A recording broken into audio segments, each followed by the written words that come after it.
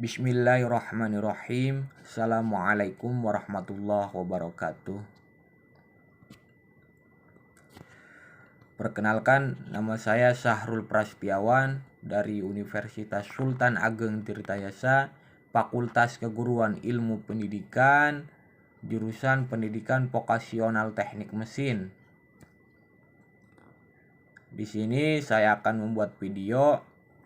Yaitu videonya akan membuat video pembelajaran ya, yang dimana saya mempunyai tema yaitu laju reaksi zat kimia ya.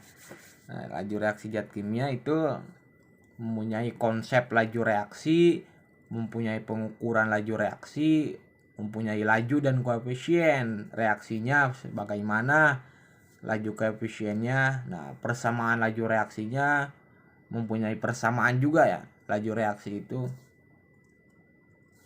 dan faktor-faktor yang mempengaruhi laju reaksi. Reaksi ada yang berjalan cepat dan ada yang berjalan lambat. Contohnya besi ketika tidak dicet oleh kita, besi itu akan berubah menjadi karat ya ketika terkena air hujan. Ada juga contohnya yang kedua yaitu roti ya. Roti juga akan berjamur ketika lama-kelamaan tidak dimakan, baik itu dalam perubahan terjadinya dalam suatu, misalnya ya dalam kurun waktu, misalnya dalam kurun detik, dalam kurun menit, jam, hari, mungkin bulan, tahun ya. Seperti tadi yang saya contohkan ya, besi dan roti itu mungkin ada mempunyai perubahan ya, atau reaksi ya. Kalau di pembelajaran kimia itu laju reaksi. Itu yang tadi saya contohkan, ada roti dan besi ya contohnya.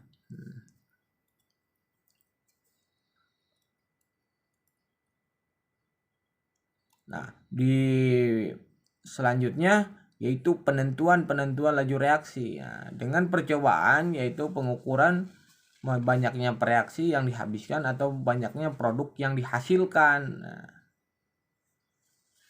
Jadi si pencoba itu mengukur banyaknya reaksi yang dihabiskan atau banyaknya produk yang dihasilkan. Gitu, seperti itu. Mengukur jumlah salah satu reaktan atau produknya ya.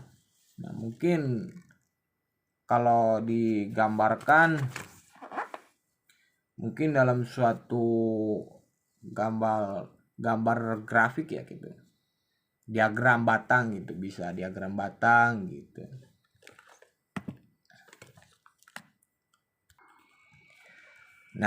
Di laju reaksi untuk sistem homogen yaitu mempunyai rumus ya, atau laju pertambahan konsentrasi molar produk dalam satu satuan waktu ya. Mungkin di laju pertambahan itu plus segitiga P dibagi segitiga T. Yang dimana ada juga pengurangan ya, min segitiga R dibagi segitiga T. Yang mempunyai satuan laju reaksinya yaitu mol atau L ya, dibagi S atau waktu per sekon ya, mungkin sama dengan M per sekon. Itu rumusnya tadi, laju reaksi untuk sistem homogen. Contohnya yang dimana 2N2 dan 0,5 gram dan 4NO 2 gram plus 0,2 gram, yang dimana sesuai dengan perbandingan koefisien reaksinya, maka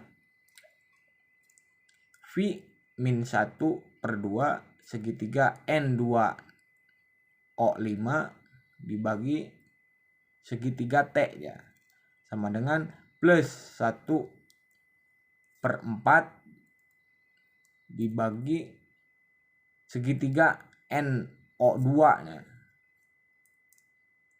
sama dengan plus segitiga O2 per segitiga T, yang dimana rumusnya itu V sama dengan 1 dikali laju masing-masing komponen dibagi koefisien reaksinya. Nah, sesuai dengan perbandingan koefisien reaksinya, maka ia mempunyai rumus dan perhitungan tersebut. Nah, yang dimana tadi sudah saya bacakan ya, rumusnya V sama dengan 1 dikali laju masing-masing komponen dibagi koefisien reaksinya. Nah, gitu.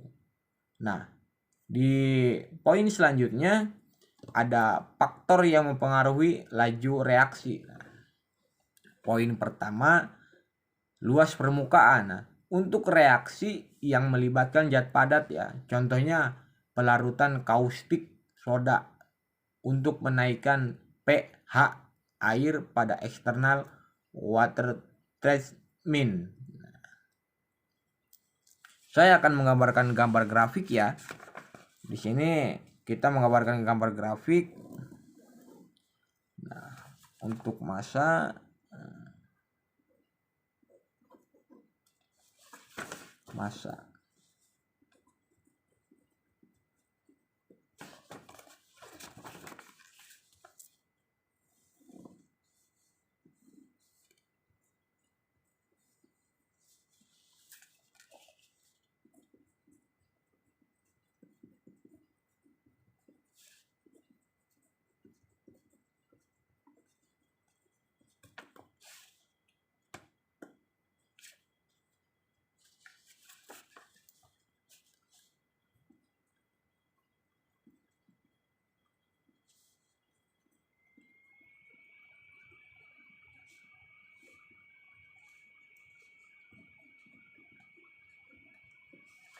Nah, di sini saya menggambarkan ya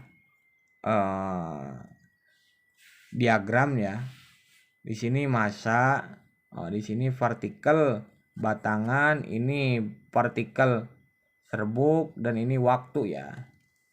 Nah, dari gambar partikel T tadi yang saya gambarkan ya, jadi partikel serbuk reaksinya lebih cepat dari partikel batangan. Mengapa lebih cepat dari partikel batangan?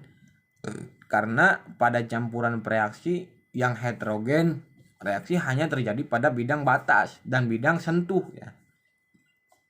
Jadi kenapa partikel serbuk reaksi lebih cepat dari partikel batangan? Karena pada campuran reaksinya heterogen, reaksi hanya terjadi pada bidang batas atau bidang sentuh. Nah, gitu untuk partikel serbuk ya. Nah, semakin luas bidang sentuh, semakin cepat bereaksi yang berlangsung. Nah, kenapa semakin luas bidang sentuh dan semakin luas reaksi yang berlangsung? Nah, dikarenakan ketika luas bidang yang bersentuhan, maka akan cepat reaksi. Nah, contohnya suatu di jurusan saya ya, pendidikan vokasional teknik mesin kan mesin ya, suatu kampas rem ya, semakin bersentuhan maka semakin cepat reaksi itu, seperti kampas rem ya yang mengerem. Luas bidang yang bersentuh maka semakin cepat reaksinya. Nah, itu salah satu contohnya ya, teman-teman. Nah, semakin halus atau kecil ukuran partikel atau kepingan zat padat, semakin luas permukaannya, semakin cepat bereaksinya. Nah, contohnya semakin halus atau semakin kecil ukuran partikel atau kepingan zat padat, semakin luas permukaan semakin dapat bereaksinya. Nah, mungkin sama halnya ya seperti tadi yang saya contohkan. Nah, bandingkan waktu pelarutan gula batu dalam air dengan gula pasir, manakah yang lebih cepat larut? Nah, ketika kita membahas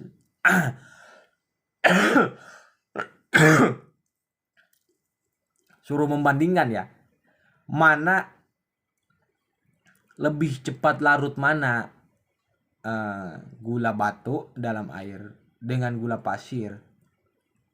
Kalau menurut saya sih lebih cepat larutan gula pasir, dikarenakan kita sudah melihat dalam suatu bentuknya aja ya. Kalau gula pasir kan cepat larut, ketika kita gula pasir kita aduk aja kena air mungkin cepat larut ya teman-teman. Tapi ketika gula pasir batu, dia kan bentuknya juga kotak seperti batu gitu ya, keras. Nah, jadi kalau kalau membahas kita tentang membahas cepat larut mana ya antara gula pasir dan pas gula pasir batu ya dalam air ya, cepat larut mana? Mungkin kalau menurut saya cepat larut gula pasir. Nah, di poin selanjutnya ada tekanan ya. Tekanan untuk reaksi. Nah, untuk selanjutnya yaitu ada tekanan ya. Tekanan untuk reaksi dalam fase gas sehingga laju reaksi dipengaruhi tekanan. Nah, maka mempunyai rumus P itu adalah volume lebih dari volume. Nah, volume itu kurang konsentrasi dan konsentrasi lebih dari laju reaksi. Nah, yang dimana mempunyai rumusnya yaitu N2H2 dan NH3. Nah, itu untuk tekanan ya, volume, konsentrasi dan laju reaksi. Mungkin untuk volume N2, konsentrasi H2 dan laju reaksi yaitu NH3. Nah, poin selanjutnya ada suhu ya. Nah, ketika kita membahas suhu, nah di poin selanjutnya ya ada tekanan ya, tekanan. Nah, tekanan untuk reaksi dalam fase gas sehingga laju reaksi dipengaruhi tekanan. Nah, dalam fase gas sehingga laju reaksi dipengaruhi tekanan. Nah, ketika kita mempunyai sebuah balon ya, ketika kita ditutup si lubang balonnya itu, contoh hal kecil ini mah ya, contoh hal kecil. Untuk fase gas itu kita ditekan. Nah, P itu volume ya, berapa volume si gas itu ya, gasnya itu. Konsentrasian dan laju reaksinya itu berapa. Nah, tekanan mempunyai rumus yaitu N2, H2, dan NH3. Nah, poin selanjutnya yaitu ada suhu ya. Suhu. Nah, suhu menjelaskan kemarin lebih cepat larut mana gula pasir tambah air panas atau gula pasir tambah air dingin. Menurut pendapat saya sih, lebih cepat larut gula pasir plus air panas ya, dibanding gula pasir plus air dingin. Nah, dikarenakan kita sudah bisa membandingkan antara suhu panas dan suhu dingin ya. Kalau panas kan suhunya itu lebih besar daripada dingin ya. Ketika kita membuat kopi memakai air panas, nah cepat larut tuh gula atau kopinya itu. Nah, contohnya itu gula pasir ditambah air panas. Nah, mungkin lebih cepat larut itu karena suhunya yang tinggi gitu. Contohnya kalau air dingin suhunya 2,5 derajat Celcius. Nah, sedangkan air panas lebih dari itu, 5 derajat Celcius. Nah, mengapa pada dasarnya setiap partikel selalu bergerak dengan meningkatkan suhu? Maka energi gerak atau energi kinetik molekul akan bertambah, tumbukan sering terjadinya ya. Ya karena dasarnya kan setiap partikel selalu bergerak. Ketika ada ruang masuk sini, sana. Nah, setiap partikel itu akan bergerak dengan meningkatkan suhu yang bergeraknya. Nah, suhunya akan bertambah ketika ada partikel-partikel atau ruang-ruangan yang bisa partikel masuki. Nah, gitu. Maka molekulnya juga akan bertambah. Nah, sering ditumbuhkan, sering terjadi juga itu. Nah, pada umumnya reaksi menjadi 2 lebih besar jika T suhu dinaikkan 10 derajat Celcius, maka mengikuti persamaannya. Jadi reaksi itu 2 kali lebih besar dibandingkan suhu ketika dinaikkan derajat Celciusnya gitu. Ya. Nah, di suhu kalau membahas kimia di suhu itu mempunyai rumus ya. V sama dengan 2 delta T per 10 dengan V0. Nah, begitu. Mempunyai rumus ya. Karena suhu, nah, jangan jauh-jauh lah. Contohnya di kehidupan kita sehari-hari aja ya. Kita kan sering memasak air ya, memasak nasi. Nah, itu nasi itu di magicom kita itu mengeluarkan uap atau suhu. Nah, kalau kita menyebutkannya ya uap ya, biasanya sering terjadinya uap. Nah,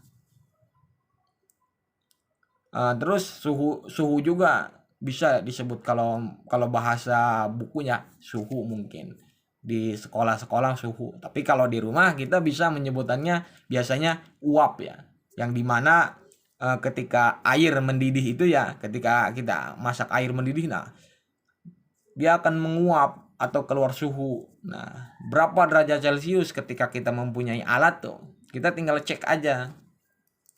Nah, begitu teman-teman untuk pembahasan suhu ya. Selanjutnya ada katalis. Nah, yang dimana katalis zat yang mempercepat laju reaksi, tetapi zat tersebut tidak mengalami perubahan kekal dan dikonsumsi dan tidak dihabiskan. Nah, bagaimana sih katalis? Zat yang mempercepat laju reaksi, tapi zat tersebut tidak mengalami perubahan kekal. Nah, mungkin zat yang mempercepat laju reaksi itu tapi zatnya tidak mengalami perubahan kekal. Nah, mungkin ketika si zat itu contohnya tadi ya roti. Nah, itu roti kan mempunyai zat-zat ya. Dia mempercepat laju reaksinya ketika tidak dimakan. Nah, itu dalam waktu kurun waktu, nah menit, detik ya, mungkin kan laju reaksinya dia akan berjalan, tetapi zatnya tidak perubahan kekal, tidak kekal, tetapi dia akan menjadi lembek atau menimbulkan jamur-jamur. Nah, gitu. Nah, katalis mengurangi energi yang dibutuhkan untuk berlangsungnya reaksi.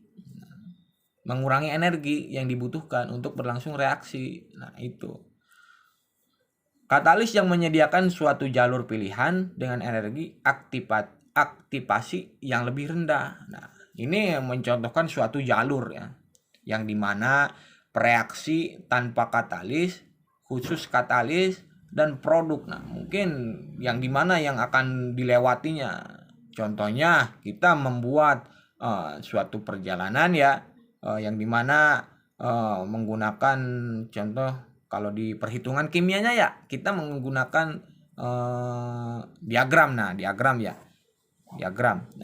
diagramnya itu ada perkataan, ada reaksi tanpa katalis ya, dikali reaksi dengan katalis dibagi produknya berapa ya waktunya tuh.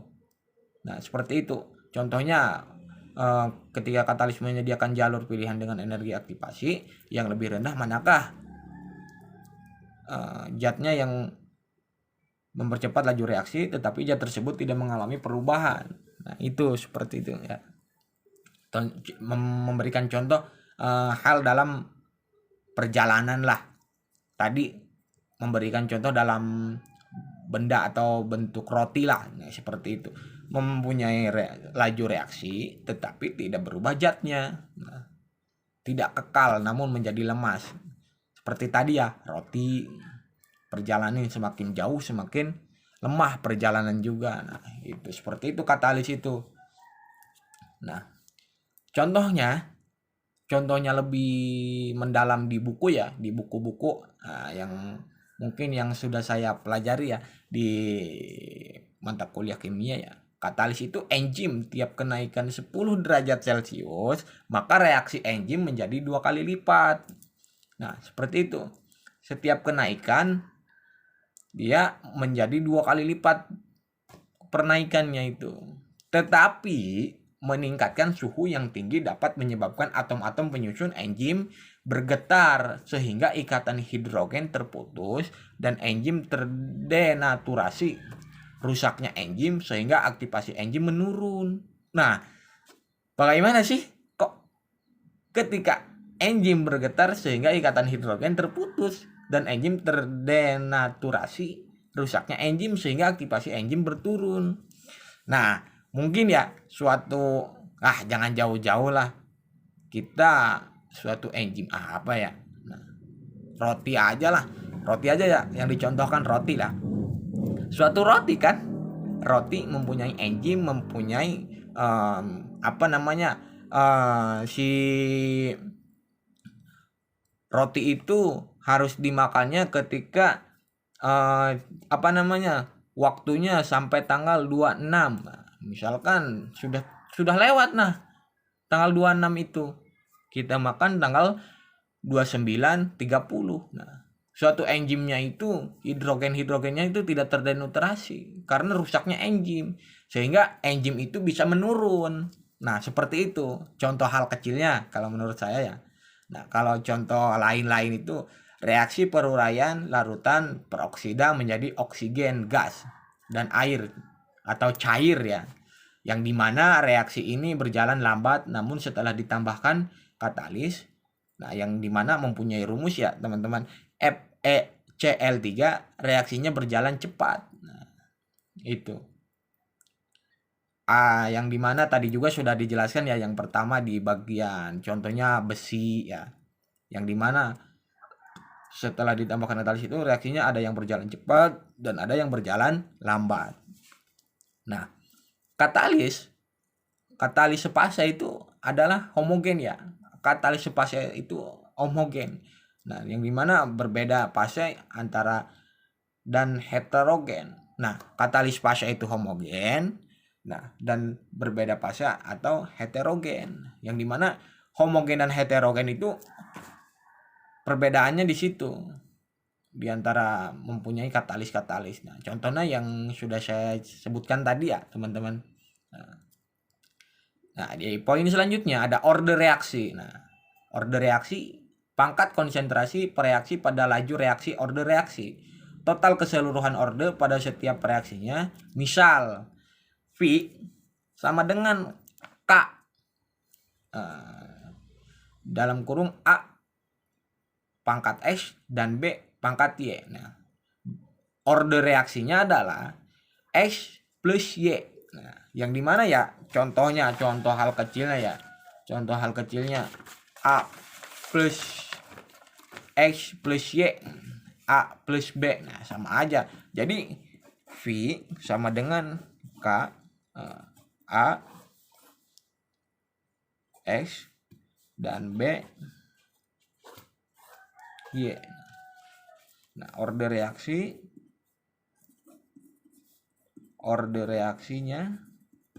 sama dengan X plus Y. Nah, seperti ini contohnya ya teman-teman. Pi sama dengan K dalam kurung A atau B pangkat Y ya. Yang dimana ya hasilnya adalah X plus Y. Nah, kalau contohnya ya mempunyai total keseluruhannya, misalnya setiap reaksinya itu misalnya order reaksi 5, nah, plus reaksinya enzimnya itu berapa. Nah, kita tinggal jumlahkan saja kalau menurut bahasa buku kimia ya penjelasannya. Order reaksi ditentukan melalui percobaan, tidak ada kaitannya dengan koefisien reaksi dan menunjukkan pengaruh konsentrasi reaksi terhadap laju reaksinya. Nah, itu ya teman-teman, yang dimana katanya order reaksi ditentukan melalui percobaan. Jadi tidak semena-mena kita menembak, wah order reaksinya itu mah hanya 20,3. Tidak, tetapi kita harus menentukan melalui percobaan-percobaan dahulu, yang dimana untuk menghasilkan data yang efisiensi dan presisi ya, yang presisi itu ya, sehingga tidak kita harus mengetahui data errornya berapa, nah, gitu. Terus tidak ada kaitannya dengan koefisien reaksi. Oh, berarti tidak ada kaitannya dengan koefisien reaksi. Order reaksi itu yang dimana order reaksi itu tidak ada kaitannya dengan koefisien reaksinya. Nah, dan juga menunjukkan pengaruh-pengaruh konsentrasi reaksi terhadap laju reaksinya. Nah, di poin selanjutnya yaitu ada makna order reaksi, yang dimana yang pertama menjelaskan tentang Rx order 0. Nah, Rx berorder 0 pada salah satu reaksinya apabila perubahan konsentrasi tidak berpengaruh pada laju Rx. Nah, yang dimana kemarin saya sudah mempelajari ya makna order reaksi itu. Nah, yang kedua ada order Rx order 1, yang dimana Rx berorder 1 itu terhadap salah satu bereaksinya. Jika laju reaksi berbanding lurus dengan konsentrasi bereaksi. Nah, ketika berbanding lurus, maka dengan konsentrasi yang order itu terhadap konsentrasi reaksinya ketika berbanding lurus ya. Yang dimana order 1 interpex, inter A, stop atau K ya, yang dimana tadi sudah dijelaskan rumusnya ya. Nah, poin ketiga ada Rs order 2. Nah, yang dimana Rs order 2 terhadap salah satu reaksinya jika laju reaksi merupakan pangkat 2 dari konsentrasi reaksinya.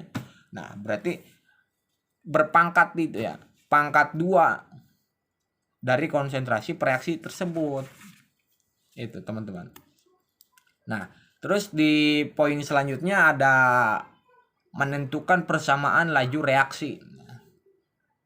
Ditentukan dari percobaan, bukan dari stoikiometri reaksi, di mana laju diukur pada awal reaksi dengan konsentrasi berbeda-beda. Misal A ditambah B, C ditambah D. Nah, untuk menentukan order reaksi tadi A, maka konsentrasi B dibuat tetap, sedangkan A diubah-ubah. Begitu pula sebaliknya. Nah, jadi benar apa yang saya katakan tadi ya. Jadi kita untuk menentukan persamaan laju reaksi itu tidak semena-mena. Kita harus menentukan percobaan terlebih dahulu. Kita melakukan percobaan terlebih dahulu. Nah, yang dimana kalau rumus di kimia itu menentukan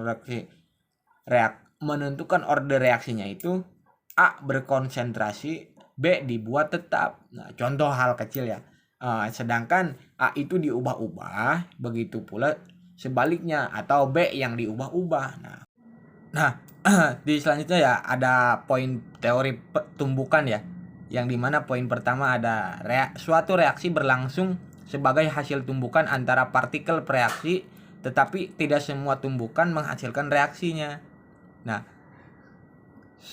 semua tumbukan antara partikel reaksi ya yang berlangsung, tetapi tidak semua tumbukan menghasilkan reaksi. Itu kan ada ketika ada sel ya, ketika kita mendorong tumbukan di dalam sebuah misalkan balon. Di dalam balon itu kan ada uap sel ya, kita didorong tumbukan. Nah, di antara tumbukan-tumbukan itu ketika kita melakukan percobaan 3 balon, nah di balon pertama ada selnya di dalamnya.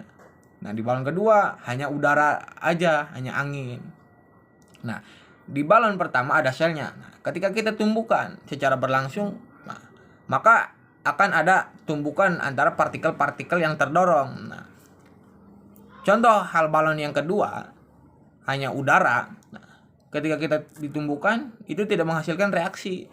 Nah, itu contohnya. Nah, hanya tumbukan antara partikel yang memiliki energi cukup serta arah tumbukan yang tepat. Nah, jadi ketika kita menumbuhkan hanya ada partikelnya dan terarah ketika kita ditumbuhkan, tek gitu. Nah, poin kedua, jadi laju reaksi tergantung 3 hal. Nah, 3 hal teman-teman, jangan lupa ya. Yang pertama frekuensi tumbukannya, yang kedua partikel per reaksi, yang ketiga arah tumbukannya harus tepat dan koefisien ya. Nah, terus di poin selanjutnya ada tumbukan efektif, yang dimana tumbukan yang menghasilkan Rx. Nah, Rx itu ya, Rx itu tadi ya, orde ya, orde 0, orde 1, dan orde 2. Itu Rx ya, yang dimana maknanya tadi berpengaruh konsentrasi ya, kekonsentrasian dan laju reaksi merupakan pangkat 2 dari konsentrasi. Itu tadi orde 2 ya, yang berpangkat. Nah, dan yang orde 1 yang berbanding lurus dengan konsentrasi si reaksi itu. Gitu teman-teman. Nah, sedangkan yang orde 0 apabila perubahan konsentrasi tidak berpengaruh pada laju Rx. Nah, begitu. Kenapa Rx? Nah, Rx itu mungkin rumus ya dari kimia ya. Rx itu rumusnya dari kimia ya. Nah, yang dimana kita lanjutkan poin selanjutnya yaitu energi pengaktifan. Nah, energi pengaktifan itu energi kinetik minimum yang harus dimiliki reaksi sehingga Rx dapat berlangsung. Nah, ya, yang minimum ya, harus ada partikel-partikel ketika kita menumbuhkan suatu reaksi tersebut sehingga Rx itu dapat berlangsung reaksinya. Nah, poin selanjutnya energi pengaktifan yang dimana barier antara reaksi dan produk. Jadi reaksi harus didorong melewati energi penghalang menjadi produk tersebut. Nah, ketika kita contoh ya, mendorong sebuah meja. Nah, meja ini mah teman-teman, meja. Kita mendorong sebuah meja melewati energi penghalang. Apa energi penghalangnya? Ketika ada kalau tidak kita mendorong meja itu di sebuah jalan ya. Kan ada polisi tidur noh. Polisi tidur. Kita harus melewati energi penghalang menjadi produk menghasilkanlah kalau kita melewati energi penghalang. Itu yang dimaksud barier antara reaksi dan produk. Nah, selanjutnya contoh penentuan order reaksi ya. Contoh, tentukan order reaksi A, order reaksi B, dan order reaksi total dari reaksi A plus B dan C plus D dari data yang kita buat nih. Kita membuat data nih teman-teman, kita membuat data. Nah, rumusnya itu tadi ya, yang dimana yang katanya A plus B dan C plus D. Nah, kita membuat sebuah data ya, contoh penentuan reaksi yang dimana saya kemarin sudah mempelajari yang dimana laju reaksi ya harus mempunyai data-data. Nah, jadi data itu harus presisi ya. Jangan hanya kita bisa mendata seenaknya aja. Nah, kita juga harus melewati sebuah percobaan terlebih dahulu. Misal nih, data ya, kita membuat data.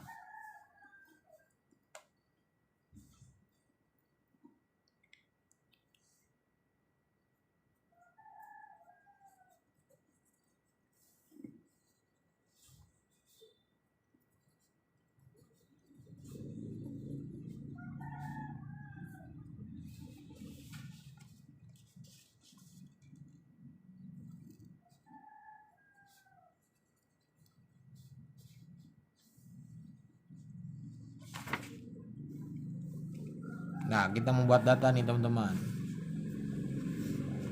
yang dimana nomor 1 0,01, B nya 0,2, pi ya, pi itu tadi ya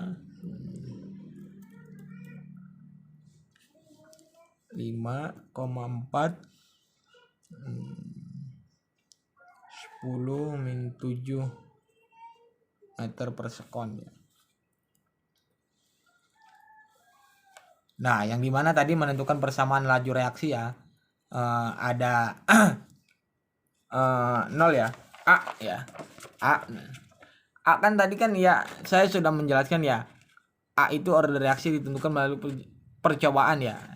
A ditambah Y. Nah, misalkan ini A-nya berapa? 0,01. Nah, Y-nya B 0,2. Nah, ini meter per sekon. Nah, yang dimana tadi makna order reaksi itu ada Rx-nya ya, dan menentukan, dan di poin-poin menentukan persamaan reaksi ya setelah Rx ya, setelah poin-poin makna order reaksi ya, yang dimana ada misalnya A plus B dan C plus D. Nah, jadi kekonsentrasiannya itu dibuat tetap. Order reaksi A itu dibuat maka konsentrasi kode A itu dibuat tetap, sedangkan B diubah-ubah. Nah, begitu pula sebaliknya ini teman-teman yang dihasilkan dalam tabel ya, hasil data percobaan. Nah, di poin selanjutnya saya menemukan yaitu yang kompleks kreativitas ya, gambar energi pengaktifan untuk reaksi pembentukan ya, yang dimana mempunyai rumus H2O ya, energi H2O O2 ya, yang dimana kita bisa jumlahkan 2H2 ditambah O2. Nah, yang dimana energi itu melewati tumbukan kompleks teraktivitasi ya, energi pengaktifannya berapa. Nah, terus mengurangi untuk pembentukan hasil H2O. Nah, hasilnya 2H2O. Nah, yang dimana secara umumnya ya, secara khususnya itu energi pengaktifan itu mempunyai rumus energi pengaktifan reaksi pembentukan air, itu rumusnya H2O ya teman-teman itu.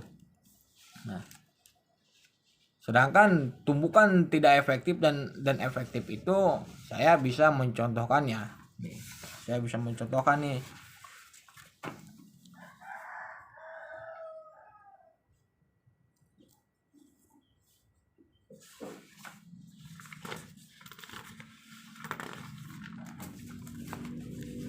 Kita contohkan ya, yang mana NO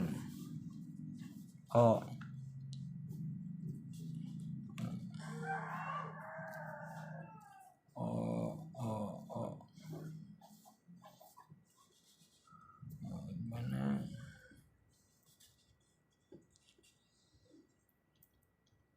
NO.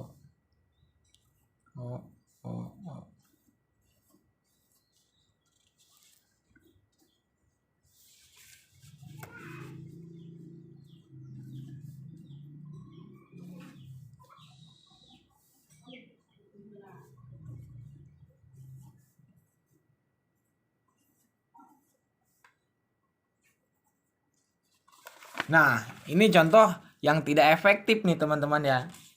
Contohnya ini yang tidak efektif, NO. Nah, terus ke 0, 0, 0, O ya. 0 atau O ya, boleh saja ya menyebutkannya. Yang penting kita jelas dalam penyampaian tersebut ya. Turun ke NO. Nah, ini yang tidak efektif. Nah, yang saya ketahui ini dulu di pembelajaran ya. Nah, energi tumbukan itu harus cukup ya. Energi tumbukan itu harus cukup. Energi tumbukannya harus cukup. Nah, yang dimana C menghasilkan ledakan A turun ke C, tumbukannya berapa dari A ke C, melewati B dulu ya. A melewati B, tumbukan yang dihasilkan, sehingga menurunkan beban ya, atau dorongan tumbukan ya. Nah, baik, untuk penjelasan materi tentang laju reaksi mungkin cukup dari saya. Atas nama Sahrul Prasetyawan undur diri. Assalamualaikum warahmatullahi wabarakatuh.